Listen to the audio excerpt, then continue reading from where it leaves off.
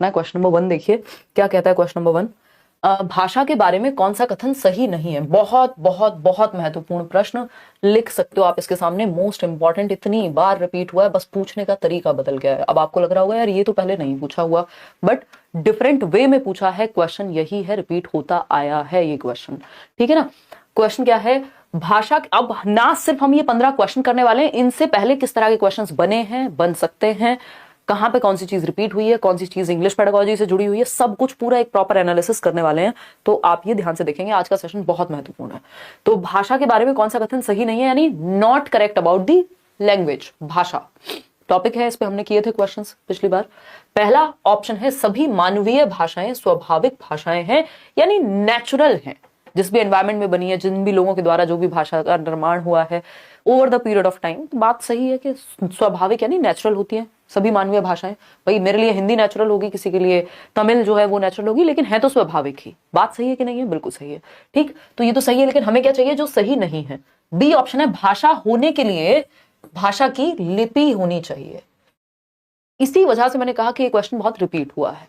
भाषा होने के लिए भाषा की लिपि होनी चाहिए, ये बात एकदम गलत है, क्योंकि ये क्वेश्चन पहले पूछा जाया करता था कि हर भाषा की क्या अपनी एक लिपि होती है, तो वो भी गलत है, क्योंकि हर एक भाषा की अपनी अलग से एक लिपि हो ये पॉसिबल नहीं है।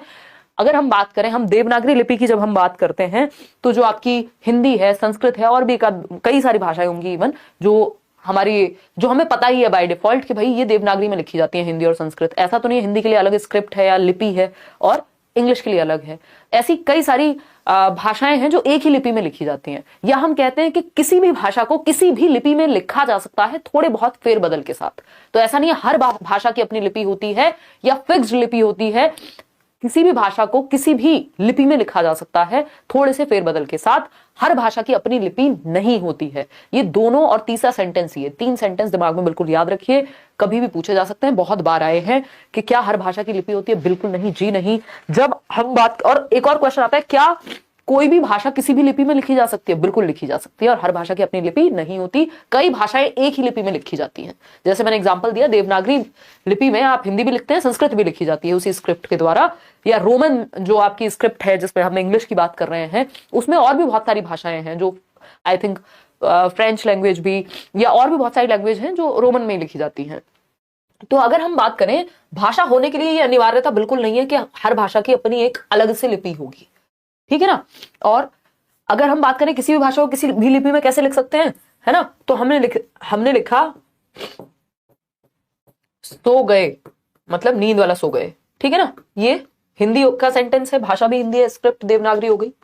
इसी को आप व्हाट्सएप पे लिख देते हैं, सो गए है, नहीं लिखा जा सकता, लिखा जा सकता है। तो किसी भी भाषा को किसी भी लिपि में थोड़े से फेरबदल के साथ लिखा जा सकता है ना। व्हाट्सएप वाले, जो व्हाट्सएप यूनिवर्सिटी वाले, जो व्हाट्सएप वॉरियर्स जिनको हम कहते हैं, वो लोग अगर हैं तो पानी को हिंदी में थोड़ी लिखते हो, देवनागरी में पानी लिखने में 10 घंटे लग जाएंगे। पानी को लोग ऐसे पानी लिख देते हैं, है ना। मतलब किसी भी भाषा को किसी भी लिपि में चेंज करके थोड़े से फेरबदल के साथ लिखा जा सकता है। बात सही है या नहीं है ये बता दो। बी ऑप्शन 58% लोग।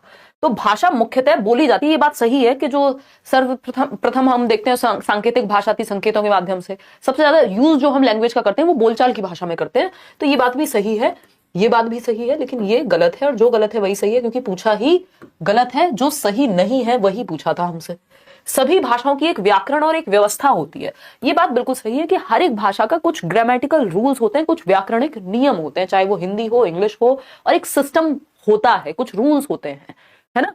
कहीं पे भाई एक वर्ब होगी, सेंटेंस बनता है हर एक भाषा में, तो थोड़ा डिफरेंटली बात होती है। वो सारे करा दिए गए हैं आपको, ऑल शिफ्ट के, एक राज, सीडीपी के सारे टॉपिक्स, नए पेपर जो इस बार 2023 के ऑनलाइन हुए थे, प्लेलिस्ट बनी हुई है, वहां जाके देखो। हिंदी के भी करा रही हूँ, ये सब 2023 में ऑनलाइन आए हुए क्वेश्चन है। ठीक है ना। तो भाषा होने के लिए भाषा की लिपि होनी चाहिए, ये गलत है भाषा के बारे में। और क्वेश्चन नंबर 2 देखिएगा एक बार।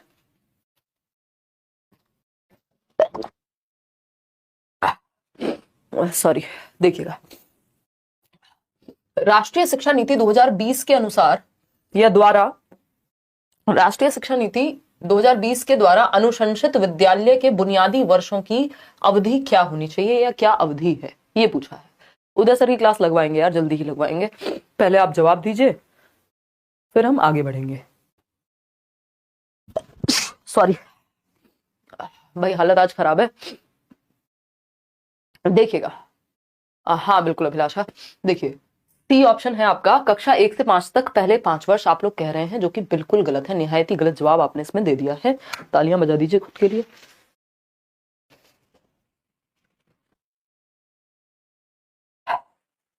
आज थोड़ा सेशन ऐसे ही चलने वाला है छींक के साथ। देखिए देखिए, राष्ट्रीय शिक्षा नीति 2020 यानी एनईपी 2020 जो है, वो बुनियादी वर्षों की अवधि कौन सी दी है, यानी फाउंडेशनल एज या फाउंडेशनल स्टेज। फाउंडेशनल स्टेज, बुनियादी वर्ष, ये हिंदी और इंग्लिश अब कुछ बचा नहीं है, बस ट्रांसलेशन है। क्वेश्चंस वैसे ही पूछे जा रहे हैं हिंदी में भी, वही क्वेश्चंस इंग्लिश में देखने को मिल जाएंगे ट्रांसलेटेड फॉर्म में, ठीक है। तो अगर हम बात करते हैं सी ऑप्शन, 36% लोग जवाब दे रहे हैं, जो कि गलत है। ये बताने के बाद थोड़ा कम हो गया, नहीं तो 50% लोग यही जवाब दे रहे थे। समझते हैं कहानी क्या है। देखिए फाउंडेशनल स्टेज, आपको पता है शुरुआत के 5 साल हैं, जब से बच्चा स्कूल में आ रहा है तब से 5 साल है ना, जन्म से 5 साल नहीं है, या ये कक्षा 1 से 5 तक पहले 5 वर्ष नहीं है। फाउंडेशनल स्टेज 3 साल की उम्र से शुरू होती है और 8 साल की उम्र तक जाती है। यानी 3 साल की उम्र में, जिसको अर्ली चाइल्डहुड केयर एजुकेशन बोलते हैं, ठीक है ना, तो 3 साल की उम्र से, यानी आंगनवाड़ी कह लीजिए आप उसको, या फाउंडेशनल स्टेज कह लीजिए, प्ले वे वाली स्टेज कह लीजिए, और 3 साल की उम्र से लेकर के 8 साल की उम्र तक जाएगा। आपको पता है 6 साल का बच्चा कक्षा 1 में होता है, ये सबको पता होना चाहिए। बहुत दुख की बात है अगर किसी को ये नहीं पता कि आप टीचिंग ट्रेनिंग एग्जाम की तैयारी कर रहे हैं, सॉरी टीचिंग एग्जाम की तैयारी कर रहे हैं, या टीचिंग ट्रेनिंग आपने की है, बीएड कर रहे हैं, बीटीसी कर रहे हैं, कि एक पहली कक्षा में पढ़ने वाले बच्चे की उम्र 6 साल होनी चाहिए।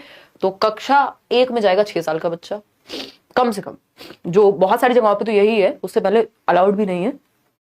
फिर कक्षा 2 में जाएगा आपका 7 साल का बच्चा at least, by the end of the second class, तो उसकी उम्र जो है कहीं 8 साल के आसपास होगी। एक आध साल इधर उधर चल सकता है, इसमें संभव है, ठीक है ना। तो अगर हम बात करें यहाँ पे, तो फाउंडेशनल पीरियड आपका कक्षा 2 तक पहले 5 वर्ष है। तो जो बच्चे के बुनियादी वर्ष जिनको हम कह रहे हैं, शुरुआत के जो आपके, जब से वो स्कूल में आ रहा है, प्ले वे से लेकर के दूसरी क्लास तक, क्लास 1 और क्लास 2 दोनों आ जाते हैं इसमें, और प्रेपरेटरी पीरियड भी आ जाता है जो शुरुआत के 3 साल है, ठीक। तो कक्षा 2 तक 5 वर्ष, शुरुआत के 5 वर्ष कैसे हैं वो मैं अभी आपको दिखा दूंगी। कक्षा 1 तक पहले 3 वर्ष, कक्षा 1 से 5 तक पहले 5 वर्ष, अधिगम के पहले 2 वर्ष पूर्व विद्यालयी वर्ष। पूर्व विद्यालयी वर्ष तो है, लेकिन वो ऐसा नहीं है कि अधिगम के पहले 2 वर्ष है सिर्फ, खत्म कहानी। 5 वर्ष है टोटल मिलाकर के। फाउंडेशनल स्टेज या बुनियादी चरण 5 सालों का है, जिसमें शुरुआती 3 साल जो है वो पूर्व विद्यालयी वर्ष कहलाते हैं, अर्ली चाइल्डहुड केयर एजुकेशन जिसको हम कह देते हैं, और क्लास 1 और 2 भी उसी में शामिल है। तो टोटल मिलाकर के 3 + 2 जो है 5 बन जाते हैं। ये मैं आपको दिखा देती हूं। हमें ये पता है कि previous structure national education policy आने से पहले ये वाला था, कई लोगों को शायद दिख भी ना पा रहा हो, ये वाला था, मैं लिख के बता भी देती हूँ, है ना। 10 + 2 + 3 याद होगा सबको, जो नेशनल एजुकेशन पॉलिसी 1968 वाली कहती थी, 10 + 2 + 3। अब अगर एजुकेशन, स्कूल एजुकेशन की बात करें तो सिर्फ 10 + 2 का सिस्टम था, कि शुरू के 10 साल कक्षा 1 से 10वीं तक, और फिर 2 साल 11वीं 12वीं होती थी, ठीक है ना, सेकेंडरी और सीनियर सेकेंडरी। जबकि अभी स्ट्रक्चर क्या है, न्यू स्ट्रक्चर है 5 + 3 + 3 + 4, यानी 534 से याद रखना है, 3 का इसमें स्क्वायर है, यानी 2 बार 3 आएगा। ये नेशनल एजुकेशन पॉलिसी ने, ये आपके केंद्रीय विद्यालय के इंटरव्यू से लेकर के कहीं भी पूछा जा सकता है, ठीक है ना। तो 5 साल जो है शुरुआती, इन्हीं की बात हो रही थी, ये बुनियादी चरण है, लेकिन कक्षा 1 से शुरू नहीं होते हैं, ये ध्यान रखना जरूरी है। यहाँ पे बुनियादी चरण है यानी फाउंडेशनल पीरियड है, लेकिन ये कक्षा 1 से शुरू नहीं हो रहे हैं। ये जो शुरुआत के 5 साल हैं, इसमें जो 3 साल हैं वो हैं अर्ली चाइल्डहुड केयर के, यानी प्ले वे में जाएगा बच्चा, आंगनवाड़ी में जाएगा बच्चा, और जो बाद के 2 साल हैं वो क्लास 1 और 2 के हैं। जो बाद के 2 साल हैं वो फर्स्ट और सेकेंड क्लास के हैं, है ना। फिर उसके बाद FPMS से आपको याद कराया है, foundational, preparatory stage, middle stage और सेकेंडरी स्टेज। तो फाउंडेशनल में 3 साल आपके प्री प्राइमरी वाले हो गए, या उसको कह दो आप अर्ली चाइल्डहुड केयर या आंगनवाड़ी। उसमें 2 साल जो है क्लास 1 और क्लास 2 भी इसी में आ गए, यानी कब से कब तक हो गई आपकी, 3 वर्ष से लेकर 8 वर्ष तक बच्चा ये 5 साल के बीच में रहेगा। फिर उसके बाद वो कक्षा 3 में आता है ना, 9 साल की उम्र के आसपास, 3, 4, 5 यानी 5th क्लास तक यहां रहेगा। इसको क्या कहते हैं? प्रेपरेटरी स्टेज कहते हैं। ये भी पूछा जा सकता है। मिडिल स्टेज किसको कहते हैं? 6th to 8th को कहेंगे, जहां बच्चा 6 से 14 वर्ष का होगा। ठीक, फिर उसके बाद आपका यहां पर कहानी अब 9वीं से 12वीं तक की हो जाएगी, जिसको हम सेकेंडरी स्टेज कह रहे हैं। ठीक है ना, 9वीं से 12वीं तक। तो ये हमें ध्यान रखना जरूरी है। अब इसको ऐसे समझिए एक बार, यहां देखिएगा, ये नेशनल एजुकेशन पॉलिसी पे अलग से सेशन किया हुआ है, आप यूट्यूब पे सर्च करके पढ़ सकते हैं। National education policy bye Himanshi Singh. देखिएगा, 3 साल आंगनवाड़ी स्लैश प्री स्कूल या फिर बाल वाटिका जिसको हम कह रहे हैं, 3 से 6 वर्ष, फिर उसके बाद 6 से 8 वर्ष। ये जो 3 से 8 वर्ष है उसको तोड़ा हुआ है 2 कैटेगरीज में, जिसको फाउंडेशनल कहते हैं। टोटल 3 से 8 को फाउंडेशनल कह रहे हैं, 3 से 8 वर्ष को फाउंडेशनल पीरियड यानी बुनियादी चरण कहते हैं। और यही आपसे क्वेश्चन में पूछा था कि बुनियादी चरण किसे कहते हैं, तो 3 से 8 वर्ष फाउंडेशनल स्टेज। अब इसके अंदर 2 सब स्टेजेस हैं। वो 2 सब स्टेजेस कौन सी हैं? पहली है 3 से 6 वर्ष की, 3 से 6 वर्ष जिसको आंगनवाड़ी, प्री स्कूल, बाल वाटिका, अर्ली चाइल्डहुड केयर एजुकेशन ये सब कहते हैं। ठीक है, जहां बच्चा खेलेगा कूदेगा, कुछ कुछ स्किल्स सीखेगा, वो वाला टाइम है। ये प्ले एक्टिविटी बेस्ड लर्निंग होगी, जिसको ABL कहते हैं, एक्टिविटी बेस्ड लर्निंग। ठीक है ना, मल्टी लेवल प्ले होगा, बच्चा खेल खेल में सीखेगा फाउंडेशनल पीरियड में। और इसमें फर्स्ट और सेकंड क्लास भी शामिल हो जाएगी, जो सेकंड पार्ट है इसका। इसको 2 पार्ट्स में विभाजित किया हुआ है, class 1 and 2, age 6 to 8 years. इतनी बात क्लियर है या नहीं है ये बता दो। फिर आएगा प्रेपरेटरी पीरियड, जहां प्ले, डिस्कवरी, इंटरेक्टिव सेशन होंगे, क्लास 3rd to 5th, 8 से 11 वर्ष की उम्र है ना। और अब यहां पे बस हम 2 ही चीजों पे बात करेंगे, ज्यादा नहीं, बाकी को साइड रख देते हैं, मैंने आपको बता तो दिया ही है। बट यहां पे सिंपल 2 चीजों का ध्यान रखना है। ये आप कंफ्यूज होंगे बुनियादी चरण यानी फाउंडेशनल स्टेज और FLN में, जो गवर्नमेंट एक वो चला रही है ना, फाउंडेशनल लिटरेसी एंड न्यूमरेसी, जो आपका FLN है, उसमें आपको कंफ्यूज नहीं होना है। FLN foundational literacy and numeracy, जिसको हम बुनियादी साक्षरता व सांख्यिकीकरण कहते हैं। ठीक है ना, तो इसमें हम कह रहे हैं 3 से 8 या 9 वर्ष तक आप जो है मैक्स टू मैक्स बच्चे को बेसिक रीडिंग, राइटिंग, अर्थमेटिक्स ये सब उसको आ जाए कि लिखना पढ़ने में सक्षम हो, और थोड़ी बहुत जो उसकी जोड़ना, घटाना, गुणा, भाग, ये बेसिक अर्थमेटिक स्किल्स आ जाए। इसको फाउंडेशनल लिटरेसी एंड न्यूमरेसी कहते हैं, जो आपका NEP मानता है। Foundational period is different. Foundational period क्या है? बुनियादी चरण जिसको हम कह रहे हैं, बुनियादी चरण। हालांकि इसी में अचीव होना ही FLN, इसी पीरियड के दौरान। बुनियादी चरण की जब उम्र पूछी जाएगी,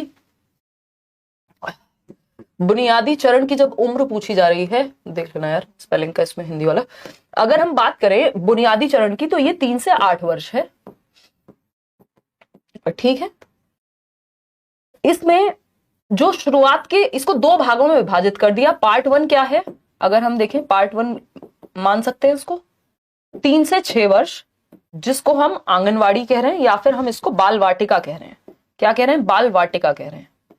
ठीक, अब ये किसी भी सब्जेक्ट में पूछा जा सकता है, ये सिर्फ हिंदी पेडागोजी में नहीं, किसी भी सब्जेक्ट में पूछा जा सकता है। बफरिंग यार पता नहीं क्यों हो रही है आजकल। फिर अगर हम बात करते हैं, ये आपका 6 से 8 या 6 से 9 तक भी जाएगा, लेकिन सेकेंड पार्ट है ये आपका किसका? बुनियादी चरण का। इसमें बच्चा कक्षा 1 और कक्षा 2 में होगा, 1 और क्लास 2 इसी में आ जाएगी। ये दोनों मिलकर के किसके अंदर आ रहे हैं? बुनियादी चरण के। बुनियादी चरण के यानी 2 पार्ट हैं, एक 3 से 6 वर्ष है, बाल वाटिका, आंगनवाड़ी, प्लेवे, और फिर कक्षा 1 और 2 भी बुनियादी चरण में आता है, जो उसका सेकंड पार्ट है, जिसको प्रेपरेटरी स्टेज कहते हैं। इसको प्रेपरेटरी कहते हैं हिंदी में, 6 से 8 वर्ष को, और ये आपकी बुनियादी है। ठीक, उसके बाद फिर आपका जो FLN है यही अचीव होना चाहिए कायदे में, कि कक्षा 2 तक या class by the end of class 3, यानी कक्षा 3 तक आते आते, कक्षा 3 तक बाय क्लास 3 बच्चे को बेसिक लिखना, पढ़ना, रीडिंग, राइटिंग और बेसिक अर्थमेटिक्स, जोड़ना, घटाना आ जाए। क्योंकि ज्यादातर बच्चे हम देखते हैं उनको नाम भी लिखना या ठीक से पढ़ना नहीं सीख पा रहे हैं, किसमें? 5वीं क्लास तक आते आते भी। जबकि हम चाह रहे हैं यहाँ पे मिशन क्या है कि 3 से 9 वर्ष में कक्षा 3 के अंत तक ही वो सीख जाएं। तो FLN वाला पार्ट भी पूरा फाउंडेशनल पीरियड में कवर हो जाता है, और 1 साल बल्कि ऊपर है। ठीक है, तो ये दोनों ही बातें ध्यान रखनी है यहाँ पे। चलिए खैर आगे बढ़ते हैं, समझते हैं कहानी है क्या। क्वेश्चन नंबर 3 देखिएगा। क्वेश्चन नंबर 3 क्या पूछता है भाई हमसे? देखिए, जवाब दीजिए पोल में। क्वेश्चन नंबर 3 पूछता है, अल्पसंख्यक भाषा बोलने वाले शिक्षार्थी का ऐसे विद्यालय में प्रवेश हुआ जहां माध्यम यानी पढ़ाई की भाषा राज्य की भाषा है, यानी जो स्टेट में लैंग्वेज बोली जाती है, स्टेट में लैंग्वेज मान लीजिए हिंदी बोली जाती है, और स्कूल की जो भाषा है वो भी हिंदी है। इस प्रकार की विद्यालय शिक्षा को क्या कहेंगे? ये पिछले साल जब पहली बार ऑनलाइन एग्जाम हुआ था तब भी इस तरह का क्वेश्चन पूछा था, बस हल्का सा लैंग्वेज को चेंज कर दिया गया था। पूछा गया था कि एक बच्ची है जो अमेरिका गई है पढ़ने और अब वो अमेरिका की भाषा में ही पढ़ाई करेगी आगे की, तो इस विधि को क्या कहते हैं? देख रहे हैं, सेम टॉपिक है, सेम आंसर है, बस पूछ लिया डिफरेंट तरीके से। किस तरह से पूछ लिया? डिफरेंट तरीके से। और आप सब गलत जवाब दे रहे हैं क्योंकि बहुभाषिता आपने रट्टा लगा लिया है। आपको लगता है मजे आएंगे, बहुभाषिता लगाएंगे और नंबर पाएंगे, जो कि गलत है। राइमिंग हो गई, चीजें सारी आपस में मिल गई, जो कि बात एकदम गलत है। यहाँ पे बात सही है कि नहीं है? कहां से सही है? जब गलत जवाब दोगे सही कहां से होगा? देखिएगा, इसमें हम 53% लोग गलत जवाब दे रहे हैं। समझते हैं कहानी क्या है। देखिए, अल्पसंख्यक भाषा बोलने वाले विद्यार्थी का, अल्पसंख्यक भाषा मतलब जो उस राज्य में बहुत कम लोग बोल रहे हैं। अल्पसंख्यक का मतलब ये बहुत ही अल्पसंख्या, बहुत ही कम लोग उस भाषा को बोलते हैं। जिस भाषा को बोलने वाले विद्यार्थी का एडमिशन एक ऐसे राज्य में हुआ है, एक ऐसे ऐसे स्कूल में हुआ है जहां जो उस स्टेट की भाषा है उसमें पढ़ाई होगी। यानी बच्चा, अगर स्टेट की लैंग्वेज हिंदी है तो बच्चे की लैंग्वेज हिंदी नहीं होगी। उसका रीजन क्या है? क्योंकि वो अल्पसंख्यक भाषा वाले वर्ग से आता है, जो भाषा ऑलरेडी वहां बहुत कम बोली जाती है। भाई ऐसा भी तो हो सकता है, मान लीजिए किसी राज्य में हिंदी बोली जाती है लेकिन वहां कुछ एक वर्ग, अल्पसंख्या में ऐसा भी एक वर्ग है या एक कुछ परिवार हैं जो गुजराती बोलते हैं या फिर पंजाबी बोलते हैं, जिनके घर में पंजाबी बोली जाती है या उर्दू बोली जाती है फॉर दैट मैटर। अब उस बच्चे का एडमिशन स्कूल में हो गया जहां पे राज्य की भाषा जो कि हिंदी है उसमें पढ़ाई होती है, तो ये बहुभाषिता कहां हुई? अब इस बच्चे को विद्यालय की शिक्षा लेनी है उसी भाषा में जो राज्य की भाषा है। यहां तो उसकी मदर टंग में पढ़ाया नहीं जा रहा, दोनों भाषाओं में पढ़ा जाएगा, ये कहा ही नहीं है। बहुभाषिता की बात हुई ही नहीं है कि मल्टीपल लैंग्वेज में पढ़ाएंगे। यहां सिंपल बात हुई है, जो बच्चे की भाषा नहीं है उससे दूसरी भाषा में स्कूल में जाके उसको पढ़ना है। इसको निम्नजन शिक्षा कहते हैं या इमर्शन मेथड कहते हैं। हमने इंग्लिश में पढ़ा हुआ है कभी ना कभी कि डुबा दो खुद को उस लैंग्वेज या उस मेथड में। इमर्जन का मतलब ही होता है डुबा दिया आपने, है ना। अगर आपको इंग्लिश सिखानी है तो इंग्लिश के माहौल में डुबा दो, पढ़ना लिखना बोलना चलना सारा कुछ उसी में होगा, फिर मीडियम सारा इमर्जन हो गया। एक बच्ची है जो अमेरिका जाती है और वहीं की भाषा में पढ़ेगी अब आगे, यानी निम्नजन शिक्षा कहेंगे इस प्रणाली को या इमर्जन मेथड कहेंगे। ध्यान रखेंगे अब आप इस बात को, है ना। तो ये पिछले साल भी क्वेश्चन आया था, जो पहली बार ऑनलाइन एग्जाम हुआ उससे पहले भी आता रहा है, बट हिंदी में नहीं पूछा जाता था। ये इंग्लिश की पेडागोजी में पूछा जाता था, इमर्जन मेथड या इमर्शन मेथड जिसको हम कहते हैं, कि सारा माहौल उस भाषा का जिस भाषा को सिखा रहे हैं, टारगेट लैंग्वेज लक्ष्य भाषा जिसको हम कहते हैं। द्विभाषिता की बात यहां नहीं होगी, क्यों? क्योंकि माध्यम पढ़ाई किसमें करनी है, अब उसको विद्यालय शिक्षा को क्या कहेंगे? इस प्रकार की विद्यालय शिक्षा निम्नजन प्रणाली कहलाएगी या शिक्षा कहलाएगी। यहां दोनों भाषाओं में पढ़ाया जाएगा, ये तो बात हुई ही नहीं है। क्या होना चाहिए इस पे बात नहीं हुई है। तो बच्ची की भाषा तो कुछ और है, अल्पसंख्यक वर्ग से आती है जो बहुत कम बोली जाती है वहां, है ना। तो ऐसा तो हो ही नहीं सकता कि उसकी मातृभाषा में पढ़ाया जा रहा है, फिर तो इमर्शन मेथड का प्रयोग होगा। क्वेश्चन नंबर 4 देखिएगा।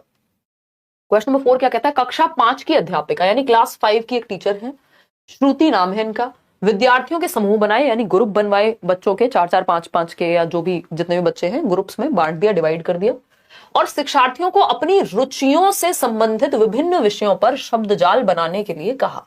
यानी जिस भी टॉपिक में उनका इंटरेस्ट है, कि आजकल पानी बहुत है ना, झीलों का शहर बना हुआ है दिल्ली, तो इस बात पे अगर लिखना है तो अलग अलग बच्चों की अलग अलग चीजों को लेकर के रुचि होगी। किसी का मन होगा यार पबजी पे लिखना है किसी को, है ना। अलग अलग बच्चे अपनी रुचि के हिसाब से ग्रुप्स में, मतलब एक एक ग्रुप बना करके क्या लिखेंगे? शब्द जाल बनाने के लिए कहा गया कि उससे रिलेटेड वर्ड लिखें। ठीक, शब्द भंडार की यह शिक्षण अधिगम प्रक्रिया किस रूप में जानी जाएगी? अब इससे क्या होगा? बच्चों का वोकैबुलरी बिल्ड होगी कि उस टॉपिक से रिलेटेड वर्ड्स वो जानेंगे। जैसे मान लीजिए टॉपिक है, बच्चे एक ग्रुप का टॉपिक है स्कूल या मेरा विद्यालय, मेरा प्रिय विद्यालय, अब वो लिखेंगे शिक्षिका, ब्लैक बोर्ड या फिर पेंसिल, प्लेग्राउंड। ये सारे जो वर्ड्स हैं ये किससे संबंधित हुए? उस इंटरेस्ट के सब्जेक्ट या टॉपिक से संबंधित हुए। यानी बच्चे की वोकैबुलरी, उसका शब्द भंडार बढ़ेगा उस विषय के प्रति जिस विषय को वो रुचि रखता है, जिस विषय में। बात सही है। पहला ऑप्शन क्या है? शब्द भंडार अधिगम का विषय आधारित उपागम। यानी कोई एक विषय दे दिया है, विषय तो दिया ही नहीं है, अपनी रुचि के आधार पे लिखने को कहा गया है, तो ये तो नहीं कहेंगे। शब्द भंडार अधिगम का रचनात्मक उपागम। बच्चे एक्टिव होंगे या नहीं होंगे? बिल्कुल एक्टिव होंगे। ग्रुप्स में अपने अपने इंटरेस्ट की बात करेंगे, अलग अलग शब्द बताएंगे। कोई मूवीज का टॉपिक होगा, वो कहेगा बच्चा मैं तो हैरी पॉटर देखता हूं, तो हैरी पॉटर से 4 शब्द लिखे जाएंगे। यानी बच्चे रचनात्मक रूप से, बच्चे एक्टिव होकर के शब्द भंडार अधिगम कर रहे हैं, यानी वोकैबुलरी बिल्ड हो रही है, बच्चों की शब्द भंडार में वृद्धि हो रही है, नए नए शब्द निकल करके आएंगे उस ग्रुप में। तो ये रचनात्मक उपागम है। क्यों? क्योंकि बच्चे एक्टिव हैं, बच्चों को सेंटर में रखा गया है। सी ऑप्शन है शब्द भंडार अधिगम का थीम आधारित उपागम। देखिए थीम आधारित इसलिए नहीं है क्योंकि अगर यहां टीचर ने दे दिया होता कि एक थीम है कि मेरा प्रिय विद्यालय, इस पे ही लिखना है, तो क्या हो जाता, तो आंसर आपका हो जाता थीम आधारित उपागम कि एक ऐसी अप्रोच है जो थीम पे बेस्ड है, जबकि यहां बच्चे की एक्टिविटी पे बेस्ड है। कोई थीम नहीं दिया, कोई टॉपिक नहीं दिया, ना उसको कोई विषय दिया गया है बच्चों को, ना कोई थीम दिया गया है ना।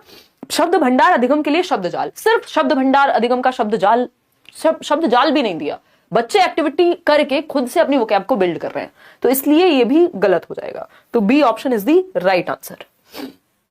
आगे बढ़ेंगे, क्वेश्चन नंबर 5 देखिएगा एक बार। ये क्या कहता है क्वेश्चन नंबर 5? कक्षा 4 का अध्यापक आमिर, यानी कक्षा 4 का एक टीचर है जिसका नाम है आमिर। क्या नाम है? आमिर। ठीक है जी। अब आमिर की जब हम बात कर रहे हैं, यहां पर, जो कि एक टीचर है क्लास 4 के, भाषा की कक्षा में 5-5 के समूह बनाता है, यानी 5-5 बच्चों का एक ग्रुप बनाया गया, और मेरे पालतू पशु के साथ मेरे अनुभव, यहां पे थीम दिया गया है। ठीक है ना, यानी जो मेरा पेट एनिमल है, अलग अलग बच्चों के घर में, किसी के घर में बिल्ली हो सकती है, किसी के घर में चूहा हो सकता है, किसी के घर में कुत्ता हो सकता है। अब आप लोग कहेंगे चूहा भी होता है? हाँ, मेरी एक फ्रेंड है, उसके घर पे चूहा है, अब तो पता नहीं है या नहीं। बिल्ली भी पालते हैं लोग, कछुआ भी पालते हैं लोग, है ना। तो मतलब मेरे पालतू पशु के साथ मेरे अनुभव, गाय भैंस तो कॉमन बात है। विषय पर कार्य करने के लिए कहता है, मानस मंथन करने, रूपरेखा बनाने, पहला प्रारूप लिखने, संपादन करने, और फिर अंतिम रूप से अनुच्छेद लिखने के लिए कहता है। लेखन के इस उपागम को क्या कहेंगे? यानी बच्चे को टॉपिक दे दिया गया है, बच्चों को 5-5 के जो ग्रुप बना है उसको टॉपिक दे दिया गया। वो टॉपिक क्या है? टॉपिक है कि मेरे पालतू पशु के साथ मेरे अनुभव पे बच्चे को कुछ लिखना है। ठीक है, अब बच्चे को कुछ यदि लिखना है, उससे पहले उसको क्या करना पड़ेगा? मानस मंथन करना पड़ेगा, यानी जो सामग्री उसमें लिखी जानी चाहिए, क्या डेटा आएगा, अपने पशु के बारे में उसको सोचना होगा, पढ़ना होगा, अपने दोस्तों से बात करेंगे तुम्हारे यहाँ कौन सा पालतू पशु है, रूपरेखा बनाई जाएगी, एक स्ट्रक्चर बनाया जाएगा, है ना, कि पहले किस बारे में बात हो रही है, कैसे लिखेंगे उसको, फिर प्रारूप तैयार करेंगे लिखने का, फिर उसको प्रकाशित या संपादन यानी बनाया जाएगा, और अंत में क्या होगा? अनुच्छेद लिखने के लिए कहा जाएगा, मतलब फाइनली वो एक पैराग्राफ लिखेंगे अपने पालतू पशु के बारे में। इस अप्रोच को क्या कहते हैं? पहला ऑप्शन है लेखन का प्रक्रिया उपागम, लेखन का उत्पाद उपागम, समूह कार्य या अनुभव जन्य अधिगम। अब यहां पर आपको 2 चीजों का ध्यान रखना है, सब गलत जवाब दे रहे हैं खुशी से। देखिए लैंग्वेज में ये चीजें बदल जाती है, जो रट्टे या जो चीजें हमने सीडीपी में जनरली बस समझ ली होती हैं, वहां पे यहाँ पे कई चीजें टेक्निकल होती हैं, उनको एज इट इज ध्यान में रखना होता है। आपने ये इंग्लिश में पूछा जाया करता था पहले, एक होती है product approach of writing, English pedagogy में भी एज इट इज आता है ये, तो अगर आपने इंग्लिश भरा हुआ है तब भी आप ध्यान से समझेंगे, और नहीं भी भरा हुआ है तब भी। और लेखन का उल्टा लिख दिया, प्रक्रिया उपागम का मतलब है प्रोसेस अप्रोच राइटिंग या प्रोसेस अप्रोच ऑफ राइटिंग, और ये हो जाएगा प्रोडक्ट अप्रोच। प्रोडक्ट क्यों होगा? क्योंकि उत्पाद लिखा है ना, उत्पाद को क्या कहते हैं हम हिंदी में, इंग्लिश में प्रोडक्ट, और प्रक्रिया की जब बात हो रही है तो प्रोसेस अप्रोच की बात हो रही है। यानी पहले ही प्रोडक्ट पे फोकस नहीं है। इसको दूसरे शब्दों में, एक और क्वेश्चन पिछले साल आया था ऑनलाइन में और पूछा गया था, ये इस बार का है 2023 वाला क्वेश्चन, पिछली बार पूछा गया था, वो लिखने की कौन सी विधि है जिसमें लिखने के द्वारा लेखन सिखाया जाता है, यानी learning to write by writing itself, मतलब बच्चा लिख के उसको कुछ टॉपिक दिया जाएगा और उसके द्वारा उसको लिखना सिखाया जा रहा है, यानी वो लिखने में अच्छा होगा। तो जब ऐसा होगा, लेखन के द्वारा लेखन सिखाना, इसको प्रोसेस अप्रोच या लेखन का प्रक्रिया अधिगम कहते हैं या उपागम कहते हैं। लेकिन यहां पे बात तो यही हुई ना, पहले से बच्चे को थोड़ी कोई थीम बनाया दे दिया गया, मतलब ऐसा नहीं है ना कि कुछ उसको एज इट इज कोई चैप्टर दिया और उसको एज इट इज लिखने को दे दिया गया, ऐसा नहीं हुआ। यहाँ पे बच्चे को खुद सोचना, एक टॉपिक दे दिया गया है बस। तो यहां लेखन का प्रक्रिया उपागम है, क्योंकि बच्चे पूरी प्रोसेस में इन्वॉल्व होंगे, रूपरेखा बनाएंगे, सामग्री के बारे में सोचेंगे, प्रारूप तैयार करेंगे, फिर उसमें संशोधन करेंगे, यानी उसमें चेंजेस करेंगे, पढ़ के एडिटिंग करेंगे अगर मैं कहूं तो। लेखन का उत्पाद उपागम कब होता है? जब एज इट इज कोई एसे है, कोई चैप्टर है, उसको लिखने को कह दिया जाता है और उसके द्वारा लिखने की बात हो रही होती है ना।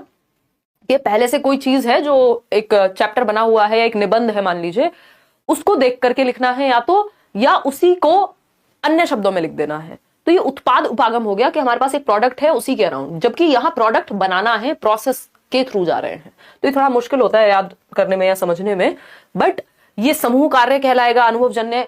देखिए ये दोनों बातें गलत नहीं है कि एक्सपीरियंस तो क्रिएट कर ही रहे हैं बच्चा, अनुभवजन्य ही अधिगम में देखा जाए तो, समूह कार्य भी है, ग्रुप में सीख रहे हैं। लेकिन ये पूछा क्या है एग्जैक्टली, ये टर्मिनोलॉजी फैक्चुअल क्वेश्चन हो गया, जो फैक्ट बेस्ड है, जो टॉपिक बेस्ड है, उसमें हमारा ये वाला काम नहीं चल पाएगा कि हमने देखा बच्चे ग्रुप में काम कर रहे हैं तो समूह कार्य कह दिया, ऐसा नहीं चल पाएगा। ये या तो प्रोसेस अप्रोच के बारे में क्वेश्चन पूछा गया था या प्रोडक्ट अप्रोच के बारे में। प्रोडक्ट अप्रोच इसलिए नहीं हुआ क्योंकि पहले से कुछ भी सेट नहीं है जिसको एज इट इज लिखना हो, या फिर कोई उद्देश्य ऐसा नहीं है कि सिर्फ वही पहले से तैयार है। जबकि यहां पे आपको प्रक्रिया के थ्रू गुजरना है, सोचना है, ग्रुप में बैठ के खुद से लिखना है, फिर सही करना है, तो ये प्रक्रिया उपागम कहलाएगा। एज इट इज इसका आंसर जो है ए ऑप्शन है। आगे बढ़ेंगे क्वेश्चन नंबर 6 पर। क्वेश्चन नंबर 6 देखिएगा। तो कुछ हिंदी और इंग्लिश पेडागोजी में ऐसे टॉपिक होते हैं जो टर्म्स के साथ जाते हैं। जैसे प्याजे की स्टेज पूछा है तो अपनी तरफ से नहीं कोई भी जवाब दे देंगे, ठीक है ना, वो लिमिटेड होंगी स्टेजेस। वैसे ही ये भी क्वेश्चन वैसा ही था। क्वेश्चन नंबर 6 देखिएगा। कक्षा 3 के कुछ शिक्षार्थी लघु कहानियां व वृत्तांत पढ़ रहे थे, यानी छोटी छोटी कहानियां, क्लास 3 के बच्चे हैं और वृत्तांत कोई छोटे छोटे किस्से कहानी पढ़ रहे हैं, ठीक है बात। उन्हें कुछ शब्द और वाक्यांशों के अर्थ समझ नहीं आ रहे थे। अब वो कुछ पढ़ रहे हैं, मान लीजिए छोटी सी कहानी है बादलों की या किसी और चीज की।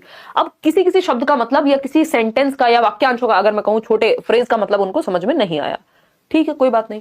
पर पाठ्य सामग्री में पहले से आए शब्दों के आधार पर उन्होंने शब्दों के अर्थ जाने और समझ बनाई। ये भी क्वेश्चन बहुत कॉमन क्वेश्चन है, बहुत बार पूछा जाता है कि कोई अर्थ आपको नहीं आता। भाई ऐसा होता है, हमारे साथ अभी भी हो सकता है, कोई आप अच्छी किताब पढ़ेंगे या कोई मुश्किल किताब पढ़ रहे होंगे तो हो सकता है आपको किसी वर्ड का मतलब समझ ना आए, बट आप आइडिया लगा लें, अनुमान लगा लें, क्योंकि वो कहानी पहले से चल रही है।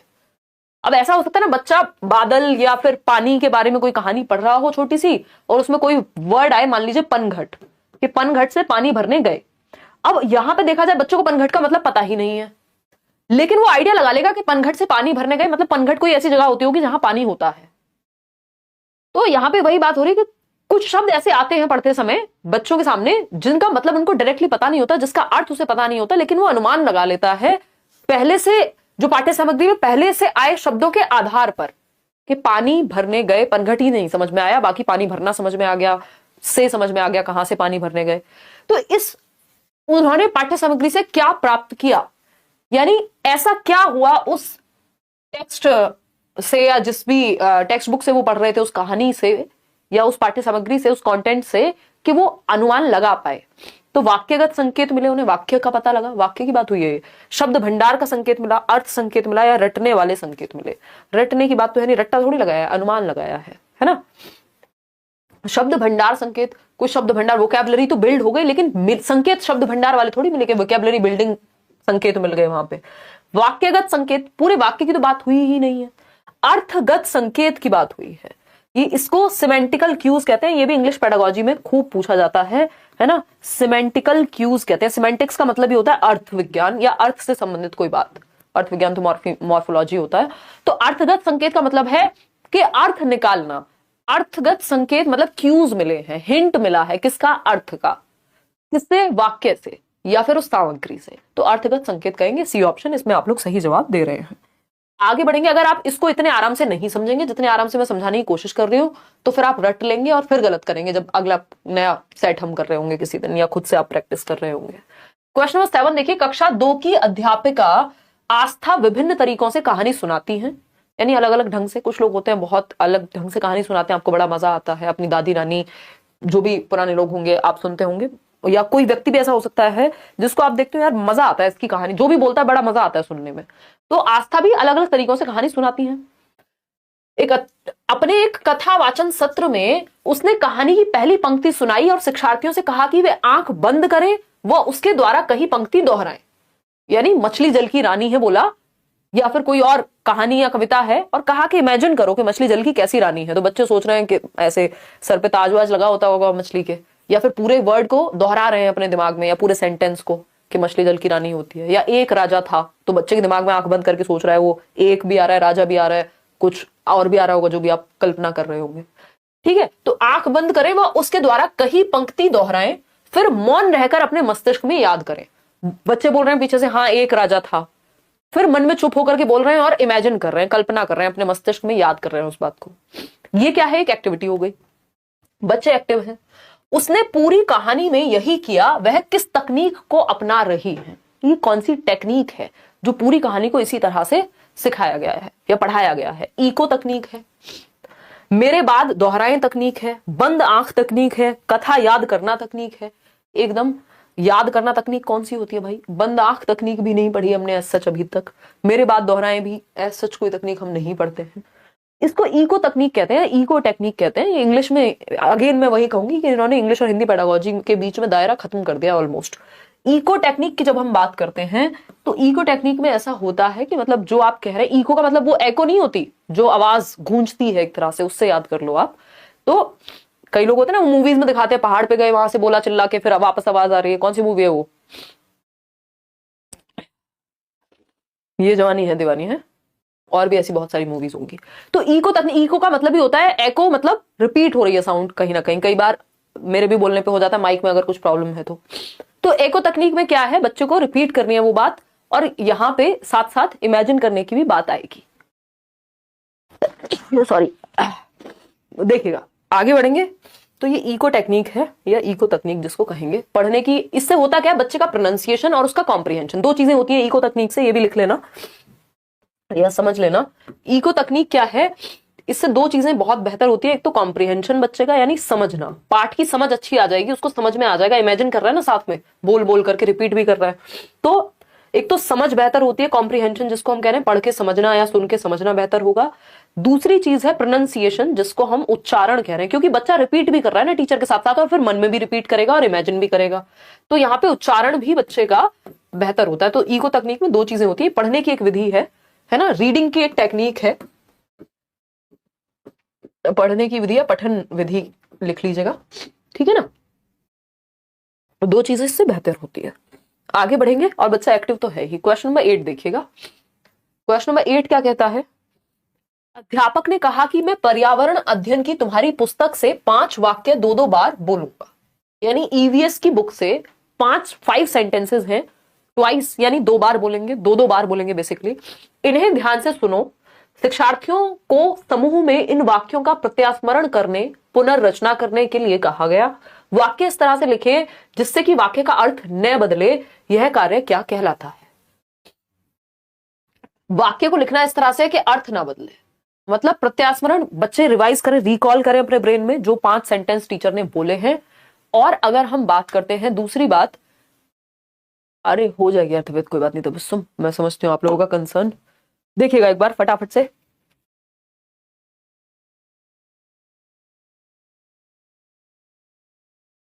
अब मैं माइक ऑफ करके छींकने की कोशिश करूंगी। एक्चुअली छींकना कभी भी आ जाती है, पता नहीं लगता कि माइक ऑफ करने का समय नहीं मिल पाता कई बार। 5 वाक्य 2-2 बार बोलूंगा, इन्हें ध्यान से सुनो। शिक्षार्थियों को समूह में इन वाक्यों का प्रत्यास्मरण करने, पुनर्रचना करने, यानी दोबारा से वो सेंटेंस रिक्रिएट कर सकते हैं, एज इट इज याद कर सकते हैं या रिवाइज कर सकते हैं। ध्यान क्या रखना है कि वाक्य का मतलब ना बदले, अर्थ सेम रहना चाहिए। ये वैसा ही है कि आपने किसी मूवी को देख करके आकर के और उसका सारांश लिखा या फिर बताई बात किसी अपने दोस्त को, तो मतलब नहीं बदलना चाहिए, एंड चेंज ना हो जाए, हुआ कुछ था मूवी में बता दिया आपने कुछ और, ठीक है ना। तो अब इसको क्या कहेंगे, ये एक पैराग्राफ के या 5 सेंटेंस से क्या बन जाएगा, एक पैराग्राफ ही बन जाएगा छोटा सा, है ना। अनुच्छेद कहते हैं हिंदी में पैराग्राफ को। जो लोग बाइलिंगुअल पढ़ पा रहे हैं हिंदी पेडागोजी या इंग्लिश पेडागोजी, उनको दोनों ही सब्जेक्ट उनके तैयार हो जाएंगे एक तरह से पैरेलली। श्रुतलेख कहेंगे, श्रुतलेख तो एज इट इज होता है। श्रुतलेख क्या है, डिक्टेशन बोलते हैं जिसको, इमला बोलते थे ना बचपन में। एज इट इज टीचर ने कुछ बोला या मम्मी कुछ बोल रहे हैं और आप लिख रहे हैं, उससे क्या होता है, वर्तनी की अशुद्धियां ठीक हो जाती हैं श्रुतलेख से, यानी डिक्टेशन से स्पेलिंग मिस्टेक्स ठीक हो जाती हैं, है ना। कोई बोलेगा मम्मी बोल रही है, टीचर बोल रहे हैं, बच्चे लिख रहे हैं, और बाद में चेक किया जाता है तो पता लगता है कितने शब्द सही लिखे या गलत लिखे।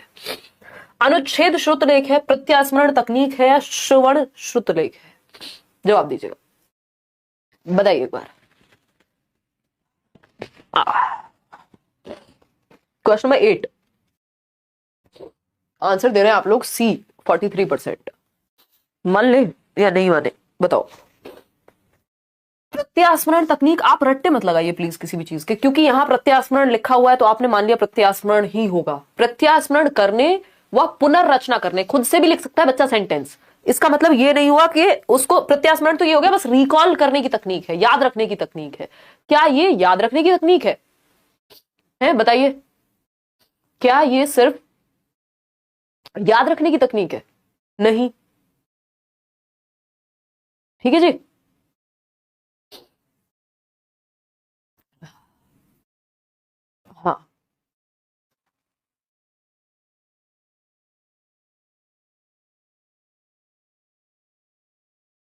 हाँ, सौम्या क्या कह रहे हो भाई?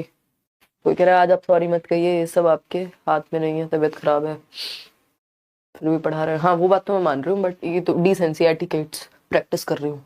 देखो एक बार अगर हम बात करें प्रत्यास्मरण तकनीक, भाई रटने की तकनीक या फिर रिकॉल की टेक्निक थोड़ी है। पर्पस क्या है इसका? पर्पस ये है कि बच्चे इन 5 वाक्यों को रट ले, नहीं।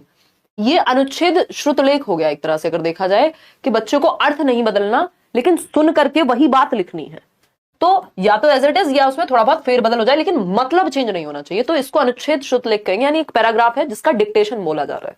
ठीक है ना? श्रवण श्रुतलेख नहीं, क्योंकि श्रवण में तो फिर हो सकता है पूरी कहानी की ही बात होती है और एज इट इज ही लिखना होता।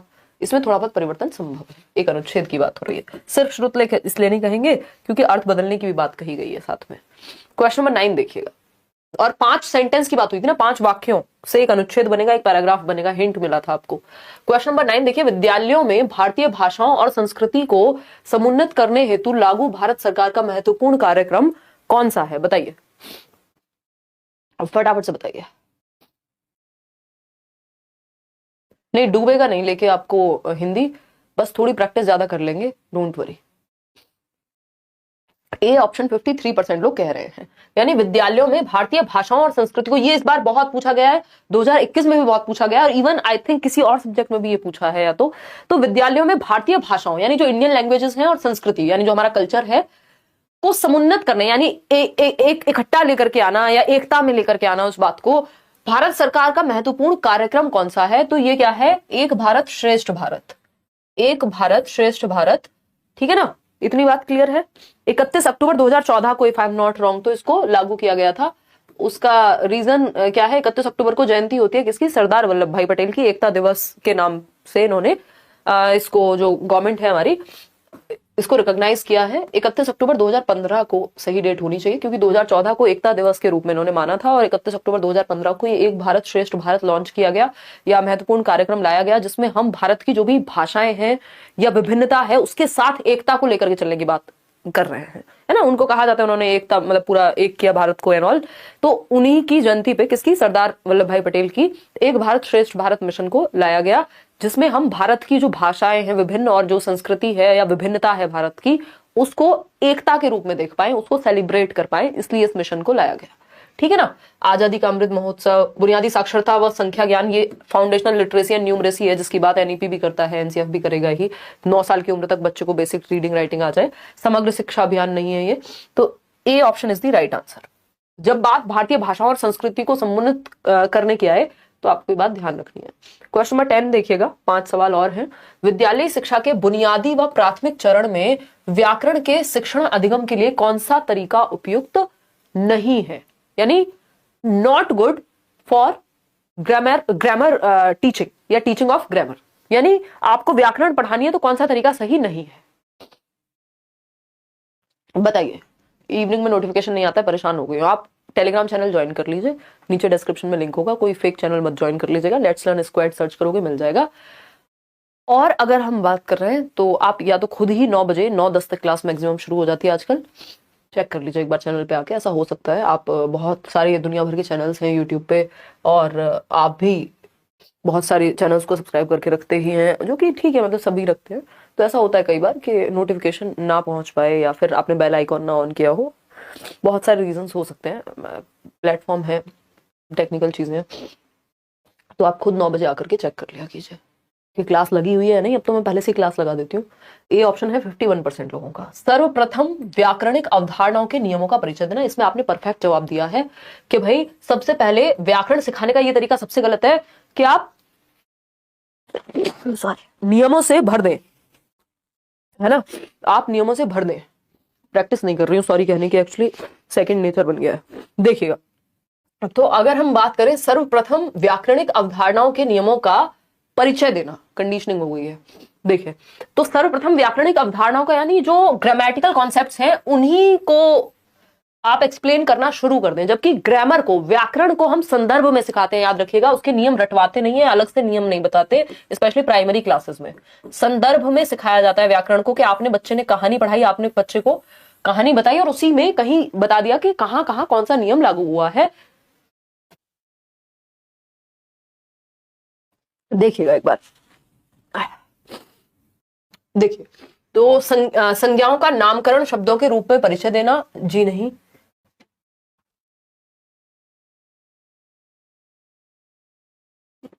देखना एक बार, तो अगर हम बात कर रहे हैं, क्योंकि हमसे पूछा कौन सा सही नहीं है, और ये सही है इसलिए सही नहीं है।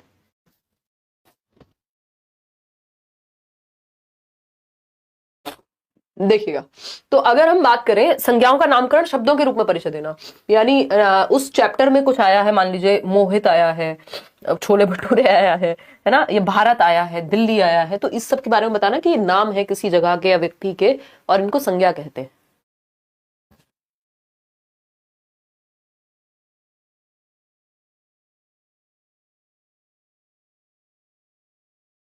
तो अगर हम बात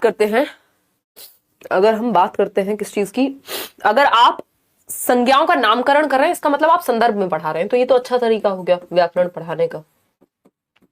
वर्णनकारी शब्दों के रूप में विशेषणों का परिचय दे रहे हैं, यानी आप कोई चैप्टर पढ़ाते हुए जब लोमड़ी के बारे में बात चल रही है तो आप बता रहे हैं कि देखो लोमड़ी की ये विशेषता हो गई कि वो चालाक होती है, तो ये क्या हो गया, उसका एक तरह से विशेषण हो गया। तो आप संदर्भ में पढ़ा रहे हैं यहाँ पे भी नियम को, आपने अलग से रटवाया नहीं कि शब्दों की विशेषता बताने वाले शब्दों को, वाक्य विशेषता बताने वाले शब्दों को, या किसी चीज की विशेषता बताने वाले शब्दों को विशेषण कहते हैं, ऐसा नहीं कहा आपने।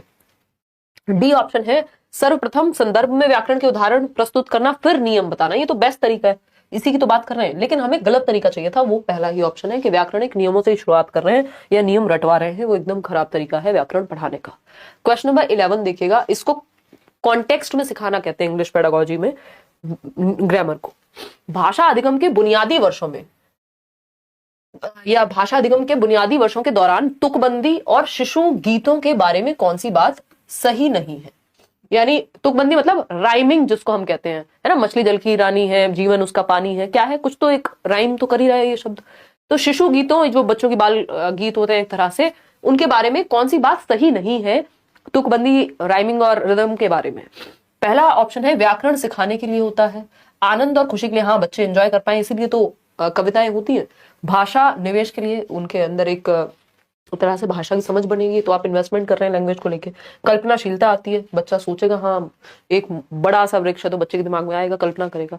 लेकिन ए ऑप्शन खराब है या गलत है, इसीलिए सही है क्योंकि पूछा ही गलत है। व्याकरण सिखाने के लिए बुनियादी वर्षों के दौरान जो तुकबंदी या रिदम राइमिंग की हम बात करते हैं, उससे बच्चा एंजॉय कर पाए उस कविता को, उस कहानी को भी इवन, बट इसका मतलब ये नहीं होता कि हम व्याकरण सिखाने के लिए ये काम कर रहे हैं। A option is the right answer.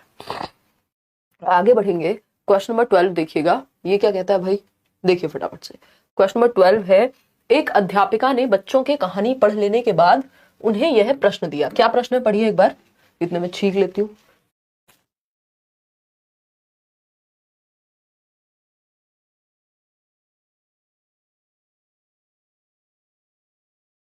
देखिएगा एक बार, क्वेश्चन नंबर 12, कल्पना करें कि आप कहानी में बेटी हैं, घर में विवाह उत्सव के आयोजन वाले दिन के बारे में अपनी डायरी में लिखना है। यह किस प्रकार का प्रश्न है। मतलब एक कहानी पढ़ाते समय टीचर ने एक प्रश्न दिया, प्रश्न क्या है कि कल्पना करें कि आप एक बेटी हैं या आप बेटी हैं, कहानी में जो स्टोरी में जो कोई एक पात्र होगा, बेटी का कैरेक्टर होगा, या कोई मूवी में भी हो सकता है, उसमें आप खुद को क्या मान के चल रहे हैं, आपको इमेजिन करना है कि यू आर दी डॉटर, ठीक है, जो भी डॉटर का रोल है उस समय घर में विवाह उत्सव के समय, वो आपको अपनी डायरी में लिखना है। यानी आपको इमेजिन करना होगा और जो कहानी में है उसके आगे जाकर के आपको बात लिखनी है।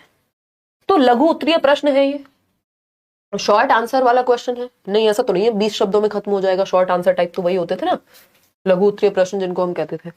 एक्स्ट्रापोलेटिव यानी पाठ से बाहर के प्रश्न, या एक्स्ट्रापोलेटिव या एक्सटेंड करना है आपको, जो भी उसमें दिया गया है उसके अलावा आपको क्या करना है, कुछ इमेजिन करना है, कुछ क्या करना है, इमेजिन करना है और आगे उस चीज को एक्सटेंड करना है। कि आपको कहानी का एंड चेंज करना हो मान लो, तब भी वो एक्स्ट्रापोलेटिव कहलाता है ना। एक इंट्रापोलेटिव आई थिंक कुछ होता है, वर्ड में एग्जैक्टली भूल रही हूँ, उसमें होता है कि जो कहानी के अंदर से ही एज इट इज जवाब देना होता है।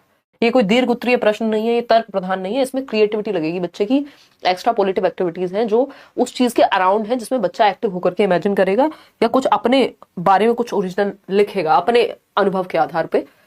क्वेश्चन नंबर 13 देखिएगा, ये इंग्लिश पेडागोजी में ही आता था पहले, अभी हिंदी में भी आने लग गया। एक अध्यापक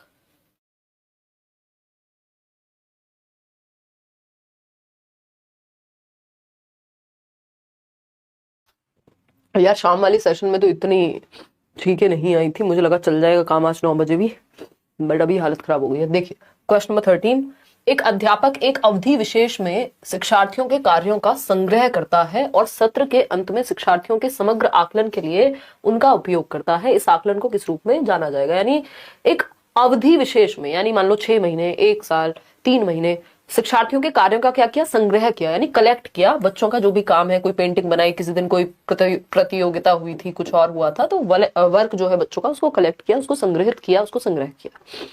सत्र के अंत में शिक्षार्थियों के समग्र आकलन के लिए, यानी ओवरऑल असेसमेंट हो सके, कॉम्प्रिहेंसिव असेसमेंट जिसको हम कहते हैं, समग्र आकलन।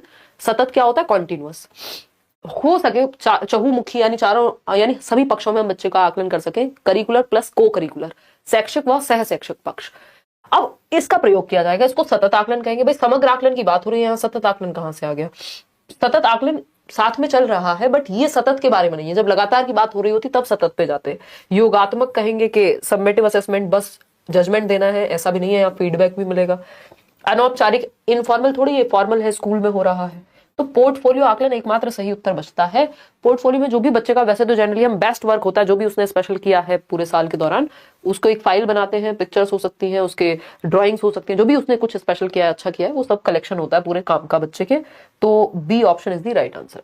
क्वेश्चन नंबर 14 देखिएगा, जवाब दीजिएगा। ये सेकंड लास्ट क्वेश्चन है, फिर आप अपने अपने घर जा सकते हैं और मैं भी। वैसे तो हम सभी अपने अपने घर हैं, आई एम अज्यूमिंग, या मतलब आई बिलीव ज्यादातर लोग घर से ही देख रहे होंगे, बाहर खड़े होकर कोई नहीं देख रहा होगा।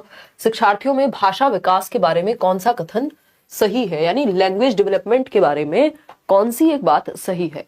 पहला ऑप्शन है, पहले पठन का विकास होता है बाद में लेखन का। यानी पहले, इससे भी बहुत इंपॉर्टेंट क्वेश्चन है, इससे कई बातें मैं आपको बताऊंगी।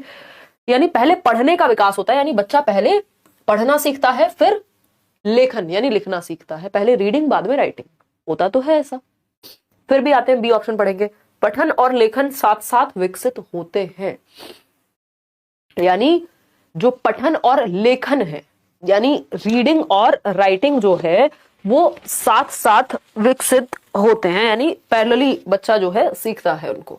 बात ये भी सही है या नहीं है सही? क्या सिर्फ जब वो पढ़ना सीख रहा है तो पढ़ना सीख रहा है, लिखना नहीं सीख सकता? सीख सकता है।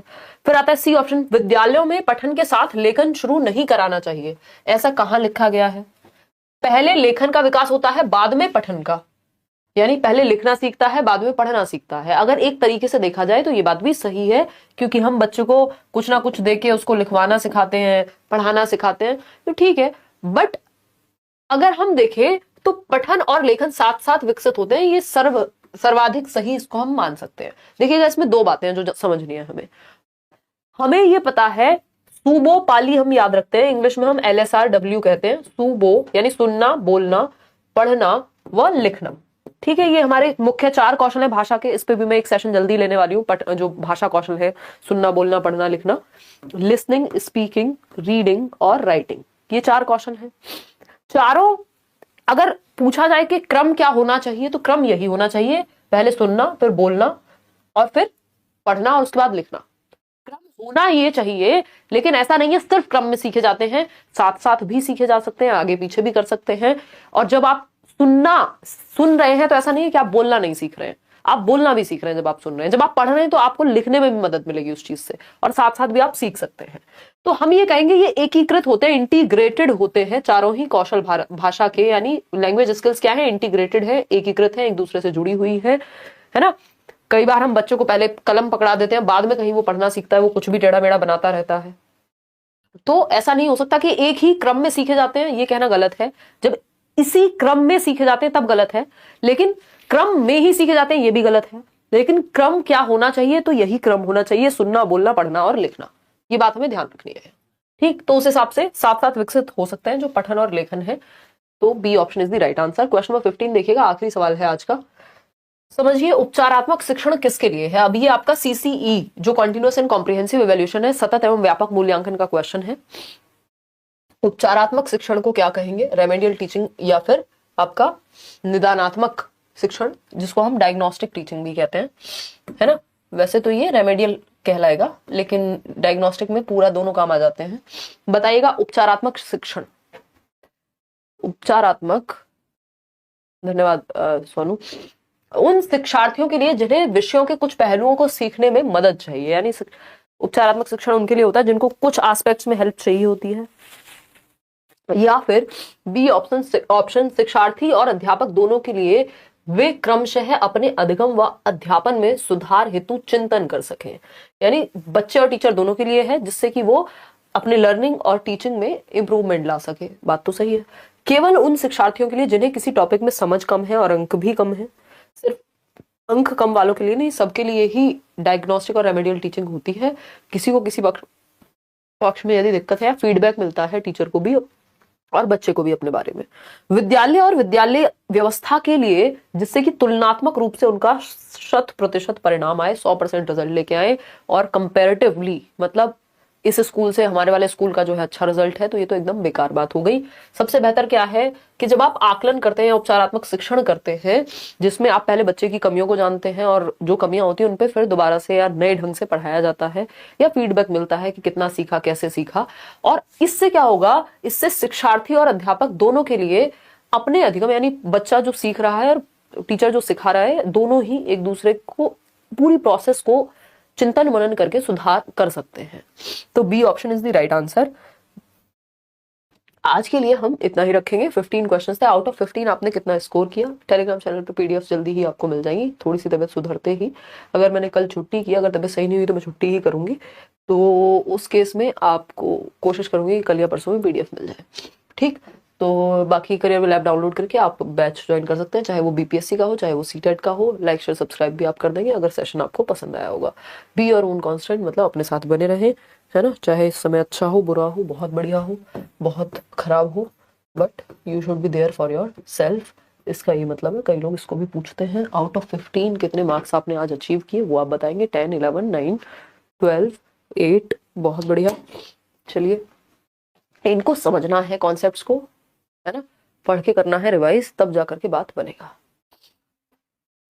ठीक है,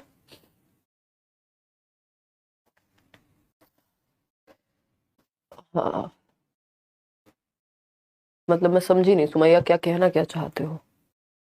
मेरा प्रोनाउंसिएशन बहुत ज्यादा तो कभी खराब नहीं था, या अपनी बात कर रहे हो, समझ नहीं पा रही मैं आपकी बात। देखिएगा, एक बार काढ़ा पी लीजिए। एक बार पी चुकी हूँ, दोबारा पीऊंगी अभी, है ना। ये थोड़ा टाइम तो लेता ही है ना, आज ही हुआ है ताजा ताजा, जब से सो के उठी हूँ, तो कोशिशें तो पूरी चल रही है, इसलिए बोल भी पा रही हूँ, अदरवाइज। हाँ, चलिए आज के लिए इतना ही रखें, कल मिलेंगे, होपफुली कल मिलेंगे। बाय चांस नहीं मिले तो फिर आप समझ जाइएगा। Take care, good night.